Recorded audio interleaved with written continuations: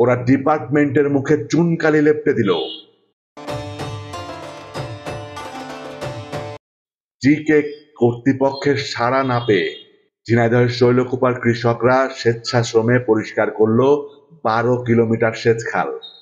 এতে আবারও সচল হয়েছে জিকে সেচ খালের পানি সরবরাহ।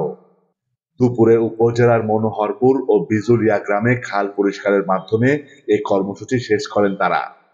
কৃষকরা জানায়, গত 3 বছরের বেশি সময় জিকে সেচ খালে পানি পাচ্ছে না তারা। খালের মধ্যে বন জঙ্গল আর আবর্জনা থাকায় পানি প্রবাহ বাধাগ্রস্ত হচ্ছে। বিষয়টি জিকে প্রকল্প কর্তৃপক্ষকে জানিয়েও কোনো সমাধান না পাওয়ায় 2 দিন আগে থেকে মনোহরপুর ও বিজুলিয়া গ্রামের 2 শতাধিক কৃষক খাল পরিষ্কার শুরু করেন। তারা প্রায় 12 কিলোমিটার খালের আগাছা সহ বাঁধ অপসারণ করেছেন। এতে ফের সচল হয়েছে পানির সরবরাহ।